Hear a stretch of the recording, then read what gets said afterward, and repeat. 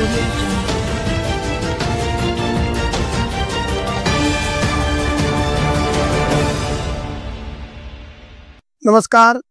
News 24 Parbhani वार्तामध्ये आपले स्वागत। मी शिवाजी चव्हाण। पाहुयात आजच्या ठळक घडामोडी। तर आज पाहुयात पदवीधर अंशकालीन कर्मचाऱ्यांचे आझाद मैदान मुंबई येथील आंदोलन, तसेच आयुष मेडिकल असोसिएशन तर्फे प्रतिभावंतांचा गौरव व परभणी जिल्ह्यातील गंगाखेड तालुक्यात एक दिवसीय धरणे आंदोलन। चला पाहूया सविस्तर वृत्तांत। गेल्या 25 वर्षापासून पदवीधर अंशकालीन कर्मचाऱ्यांच्या पोटापाण्याचा प्रश्न सोडवण्यास महाराष्ट्र शासन उदासीन असल्यामुळे आझाद मैदान मुंबई येथे 2 दिवसापासून धरणे आंदोलन व उपोषण करण्यात येत आहे। यात संघटनेचे सर्व पदाधिकारी व उपोषणकर्ते उपस्थित होते। DN शिंदे, सलामत टिनवाले, भिकाजी ढगे, बालाजी माने, सीताराम दुवे आदी पदवीधर अंशकालीन कर्मचारी पडत्या पावसात देखील आझाद मैदानावर आंदोलन करत बसलेले आहेत। तर परभणी जिल्ह्यातील गंगाखेड येथील माजी नगरसेविका समाजसेविका प्रतिभाताई वाघमारे बहिणजी व समाजसेविका तसेच गोदावरी स्वच्छता अभियानच्या स्वच्छतादूत मंजुषाताई जामगे यांना आयुष मेडिकल असोसिएशन तर्फे ट्रॉफी व प्रमाणपत्र देऊन गौरविण्यात आले।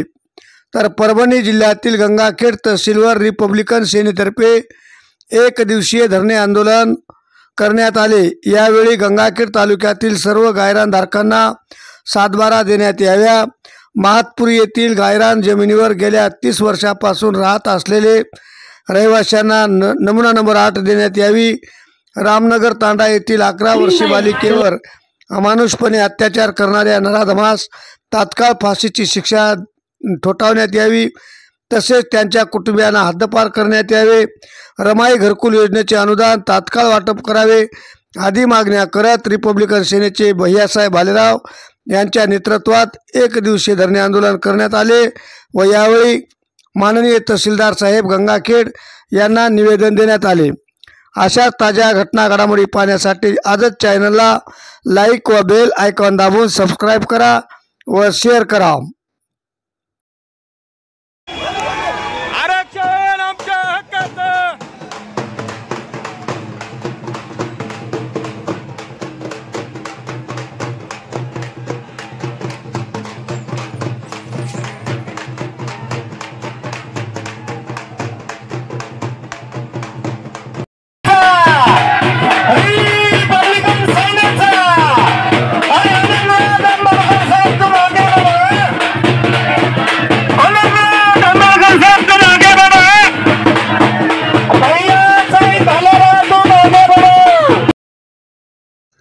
अशाच ताज्या घटना घडामोडी पाहण्यासाठी आजच चॅनलला लाईक व बेल आयकॉन दाबून सबस्क्राईब करा व शेअर करा।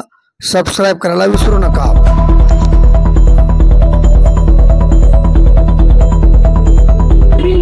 त्याला जमीन घेण्यासाठी 50,000 रुपये द्या आणि त्याला जमीन घेऊन द्या। आणि तुम्ही आम्ही राहिली जागा गायरान जमीन तुम्ही आमच्या नावावर करून देत नाही, तुम्हाला वेळच नाही ना।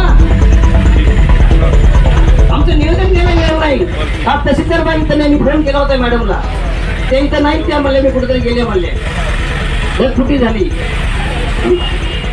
आणि म्हणून या ठिकाणी अन्याय करायला तेव्हा पहिला फोन आम्हाला करा, आम्ही उभं टाकू तिथं। त्यांनी किती अट्रॉसिटी करू द्या, तुमच्यावर करायची धमकी द्या, भैया बालवाईचं ऐकतो पण तुमच्याकडे काही अट्रॉसिटी होऊ देणार नाही। मी तुम्हाला या ठिकाणी काळ्या कागदावर येऊन देतो बॉर्डरवर की खोटी न्याय मिळवायचा ते आपण न्याय मिळवून घेण्याचं काम आपण करणार आहोत।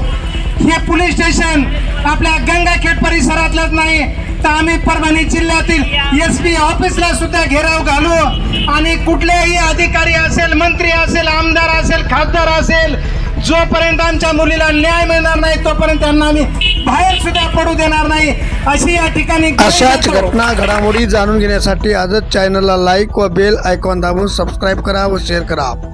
आणि आजचे बातमीपत्र संपले, पुन्हा भेटूया पुढील बातमीपत्रात।